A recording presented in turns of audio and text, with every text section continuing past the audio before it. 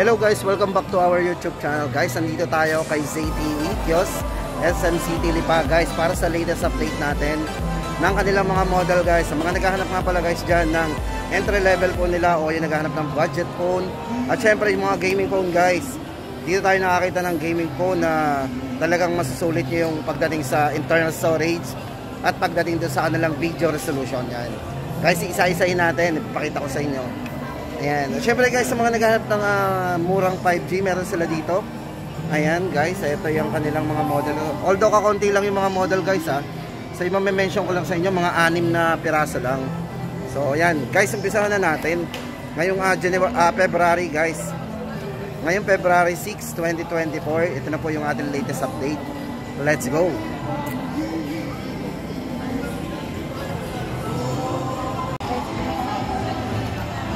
Guys, sa mga naghahanap ng budget phone ni ZTE, ito guys, unahin na natin to. Hawak natin ngayon yung dummy phone ni ZTE Blade B40 design. Ito guys, very handy rin. Ito kasi para sa size ng screen, naka 6.6 full high definition display po yan. Then naka 50 megapixel po, triple camera. Dito nakalagay triple camera nya. At syempre guys, naka 22.5 watts fast charging na din. 128 na po internal storage. At ang maganda dito guys, meron siyang RAM na 6 plus 5. So 11 gig total of RAM po yan.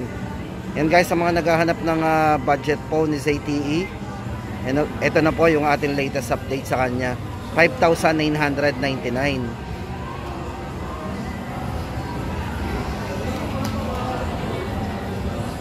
Then guys, next natin itong katabi, yan.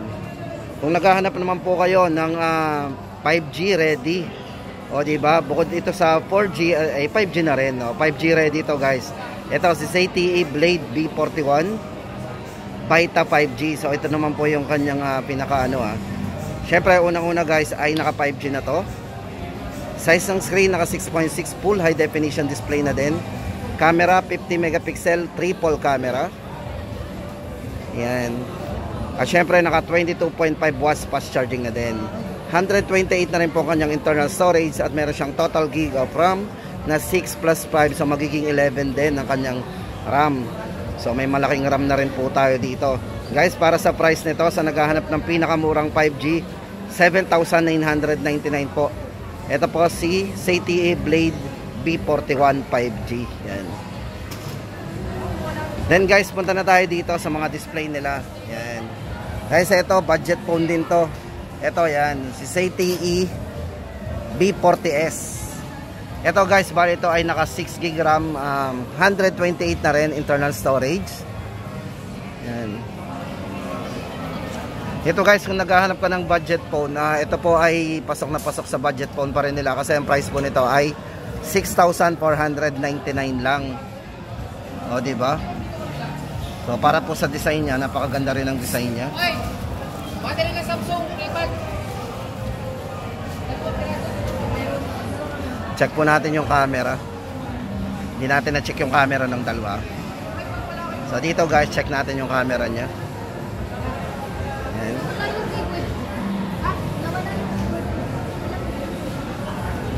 So may malinaw na rin po siyang camera. So yun guys, para sa latest update natin dito, ZTE B40S 6 GB RAM 128. Bali guys, ito ay 6,499. O diba? Yan guys ang update natin para kay ZTE ngayong February 6, 2024. At guys, ito punta naman tayo dito kay budget phone din to guys. Unahin na natin yung mga budget. Kasi guys, ito good news to para dito kay ZTE Blade 50. Yan. Ito may mataas tong RAM Ito ay naka 8 plus 10. So yung RAM po nito original ang 8, then extended po ng another 10, magiging 18. So may mataas po tong RAM. Tapos maganda dito guys, ito ay naka discounted. Ito po yung pinakamalaking internal storage nila. Ito po ay merong 256 gig internal storage na. Tapos naka 18 gig RAM. Then maganda dito guys ay naka sale po to. Meron po siyang discount na 500. Ayan guys, from 6,999, very affordable na, nag-less pa ng 500. 6,499 na lang yan. Naka 256 na po tayo ng internal storage. At syempre yan, umabot pa tayo ng discount. Ito guys, 6,499. Yan, ZTE Blade 50. Check natin ang camera. Linaw din. Ito pa yung front camera nya.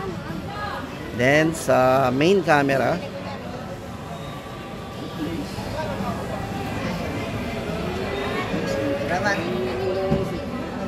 portrait.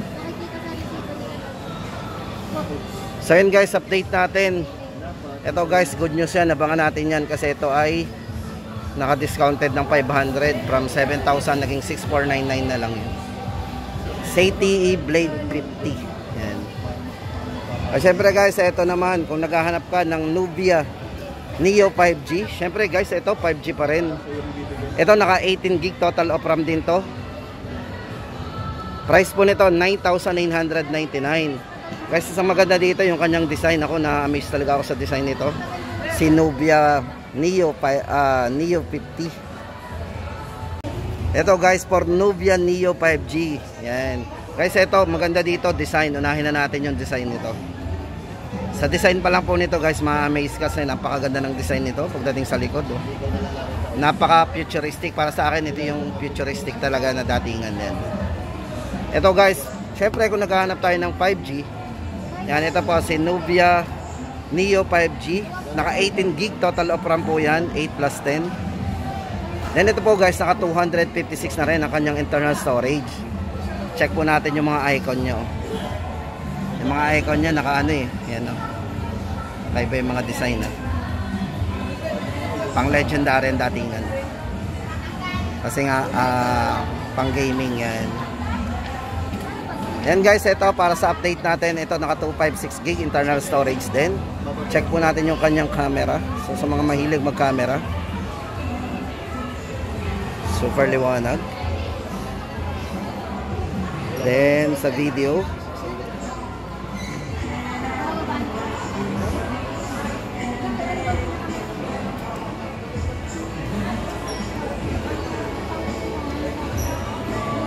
so yun guys, para update natin sa mga naghahanap dyan ng 5G.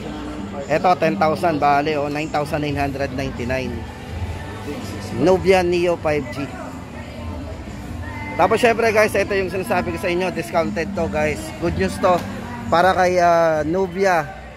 Yan, Nubia to Safe 50S. Yan, Nubia Safe 50S. Guys, ito i-close up ko muna sa inyo yung design niya, kung gaano kaganda yung design nito. Pang heavy duty yung datingan niya. Ito flat na flat. Tapos may on and off siya dito. Yan. Ito maganda yung ano dito, yung bezel niya napakanipis.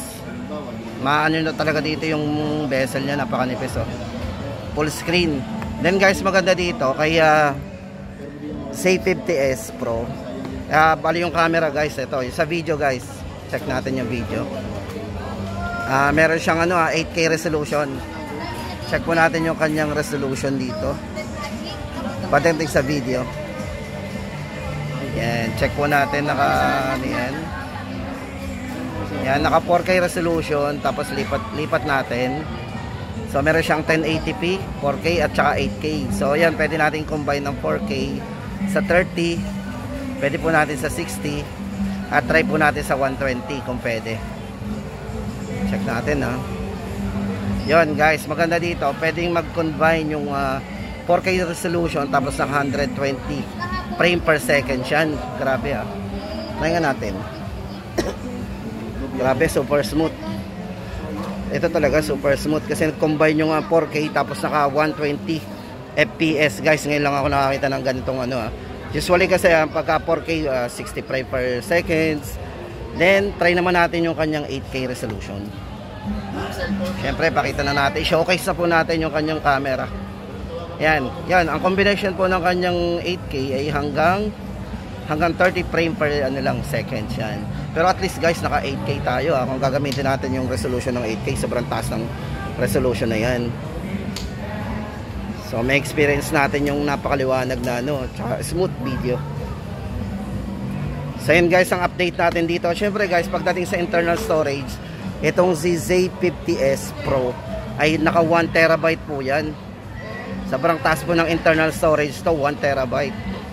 Halos hindi na kayo maglagay ng internet ng ano dito, extra memory. Talaga kasi 1 terabyte na to eh. So yun guys, para sa update natin sa presyo nga pala nito. Ito, good news kasi 43,999. Meron po siyang discount na 4,000. Magiging 39,999. So ayan, ano pa guys ang hinihintay natin sa mga heavy duty game dyan. Mga heavy game lover dyan, tama-tama sa inyo yan. Si Nubia C50S Pro. At yun guys, ang update natin ngayong February 6, 2024. At yun nga pala guys, abangan natin yung ating pagbabalik dito kay ZTE kasi sa mga naghahanap ng ng mga budget phone, no, very affordable, meron po silang i-release. Talagang lalaban na po sila pagdating sa mga pangmasa na cellphone yan. Meron silang i-release, abangan po natin para meron tayong abangan. So guys, yan, good news yan, balita na yan. Abangan po natin.